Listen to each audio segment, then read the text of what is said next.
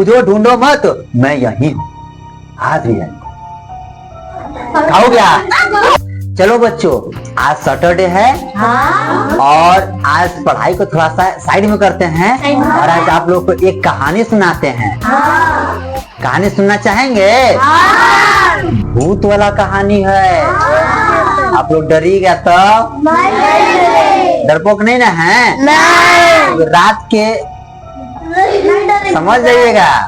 चलिए, एक आज हम कहानी बच्चों को बताते हैं, ठीक है? आज कुछ अलग करने के तौर पर एक कहानी हम बच्चों के साथ शेयर करते हैं और इसके बाद इनका क्या पर्सपेक्टिव होने वाला है उसको हम जानते हैं, ठीक है? आज कहानी शुरू करते हैं जिसका नाम है काला हवेली का साया। क्या नाम है? काला हवेली का साया। चलिए, क्या है सुनाते हैं ना। गोड्डा जिले के एक छोटे से गांव में एक पुरानी हवेली है। समझ में आ रहा है? क्या है? जिसे लोग काली हवेली कहते हैं। क्या बोलते हैं? काली हवेली। नाम से ही मालूम चल रहा है काली हवेली यानी काला जादू का साया हो सकता है। समझ में आ रहा है? आगे सुनिए। कहा जाता है कि करीबन 40 साल पहले वहाँ एक जमींदार अपने परिवार के साथ रहा था। जमींदार हम तो जानते हैं, उसके बाद ज्यादा संपत्ति, जमीन जायदाद होता है।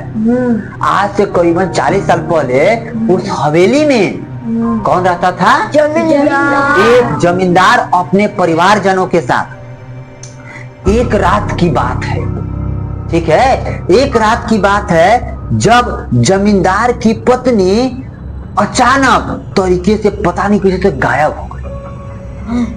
समझ में आया? क्या हो गई? गायब हो गई। पूरे गांव में खोजा गया परंतु वो कहीं नहीं मिली।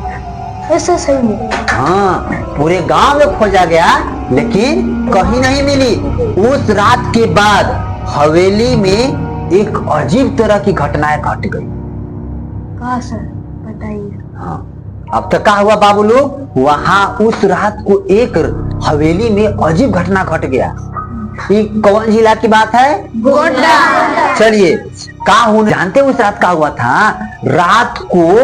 रात को खिड़कियां अपने आप बंद हो जाती थी, खुल जाती थी। ऐसे हुआ था सर? हाँ जी। और क्या दीवारों से किसी के रोने की आवाज, दीवार से जो रोने की आवाज आने लगी। और सुनो, जो भी अंदर जाता उसे सफेद साड़ी में एक औरत दिखती थी और अचानक गायब हो जाती थी। ऐसे हुआ था सर? जो भी अंदर जाता उसे सफेद साड़ी में एक औरत दिखती और अचानक गायब हो जाती थी। हाय मैया। सोचो, डर लग रहा है? हाँ सर। आगे सुनो। कुछ साल के बाद एक परिवार ने वो हवेली खरीद लिया। वो तो 40 साल बाद नहीं से घटना घटा था जी। कुछ साल के बाद क्या हुआ कि उस हवेली को एक दूसरे परिवार ने खरीद लिया।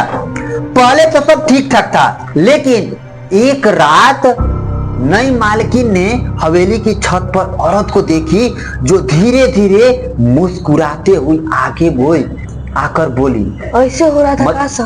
हाँ, क्या हुआ था? जो नए परिवार लोग खरीदा ना वो हवेली का, उसका जो मालकिन थी वो एक बार रात के छत पर थी और वहां पर क्या हुआ कि धीरे धीरे मुस्कुराते हुए एक औरत आई और क्या बोली?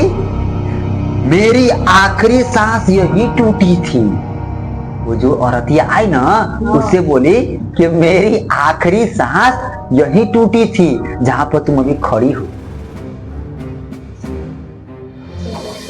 डर लग रहा है? कहा सर, बड़ी डर लग रहा है। चलो, औरत क्या बोली थी?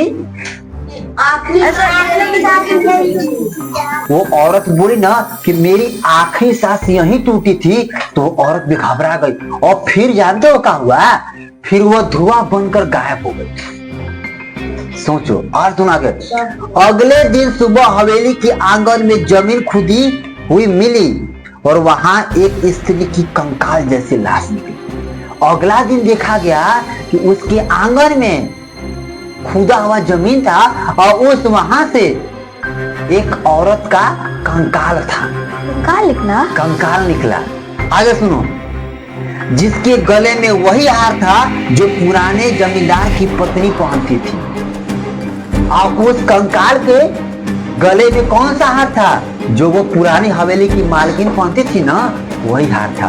आगे सुनो, आज भी शाम के बाद उस हवेली के पास कोई नहीं जाता। अभी भी लोग कहते हैं अगर कोई 12 बजे के बाद उसके दरवाजे पर खड़ा हो जाता है तो पीछे से किसी की धीमी धीमी आवाज आती है।